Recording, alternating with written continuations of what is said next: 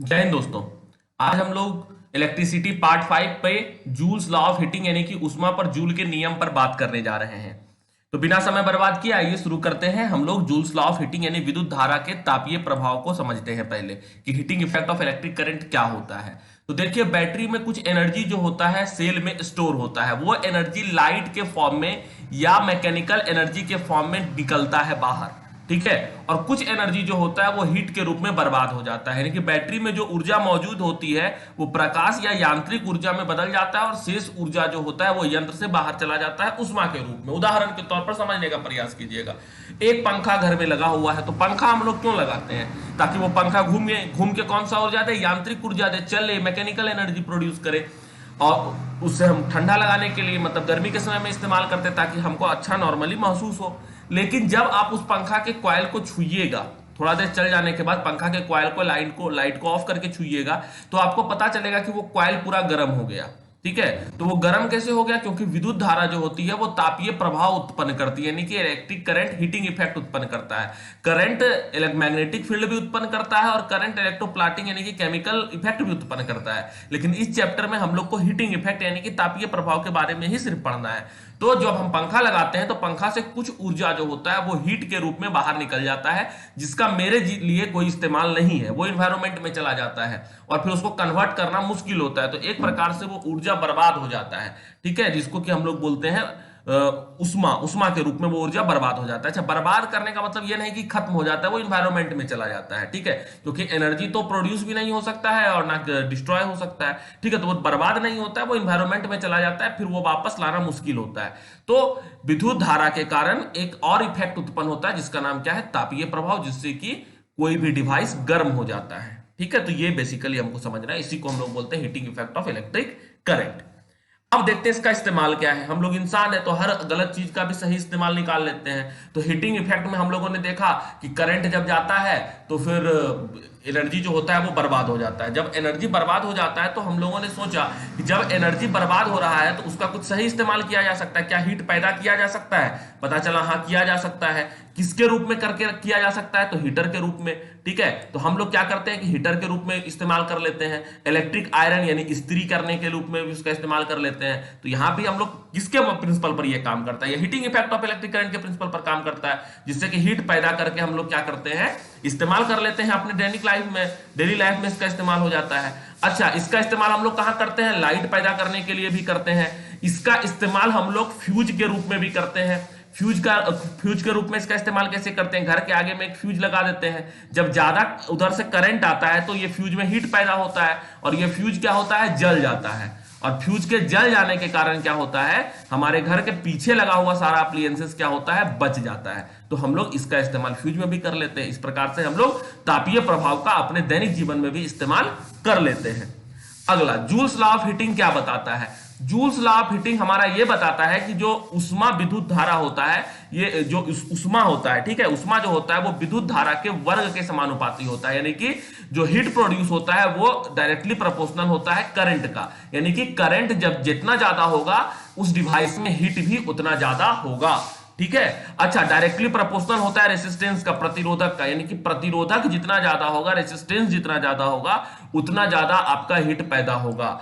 और directly proportional होता है समय का, यानी कि समय जितना ज्यादा होगा आपका हीट भी जो पैदा होता है वो भी उतना ज्यादा ही होगा। उसमें समय का समानुपाती होता है, ठीक है।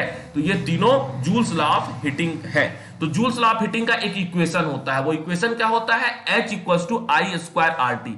H equals to I square R T. इसका मतलब क्या है? H का मतलब होता है हीट यानी कि उष्मा, I का मतलब करंट, करंट का मतलब विद्युत धारा, और R का मतलब रेसिस्टेंस, रेसिस्टेंस का मतलब प्रतिरोधक, और T का मतलब टाइम मतलब कि समय। तो अगर ये देखिए, ये सवाल आपका न्यूमेरिकल पॉइंट ऑफ व्यू से और ऑब्जेक्टिव सवाल के पॉइंट ऑफ व्यू से बहुत महत्वपूर्ण बनता है। तो हीट का फॉर्मूला आपसे पूछे तो आप क्या बोलिएगा? आई स्क्वायर आर टी। आई का मतलब होता है करंट, आर का रेसिस्टेंस और टी का मतलब टाइम। तो ये आपको फॉर्मूला याद रखना है।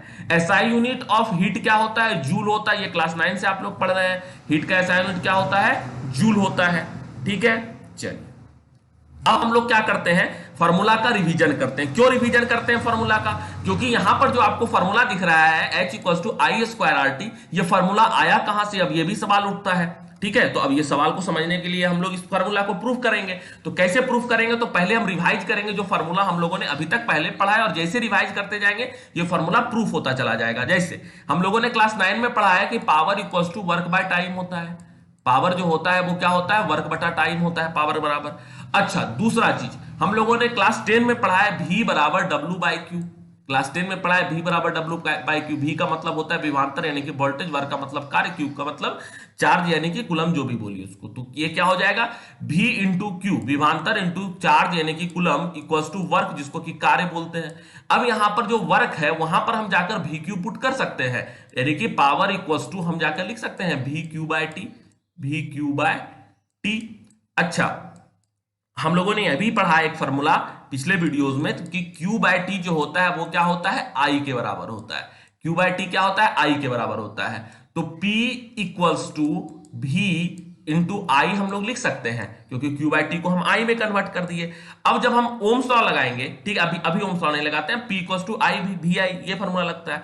अब अगर हम P को T से गुना कर देंगे, इस फॉर्मूला को अगर हम थोड़ा सा और एक बार एनालिसिस करेंगे, तो P इंटू टी को हम W भी लिख सकते हैं, कोई दिक्कत नहीं है। W का मतलब क्या होता है, हीट होता है, ठीक है, वर्क और हीट और एनर्जी तीनों तो एक चीज है।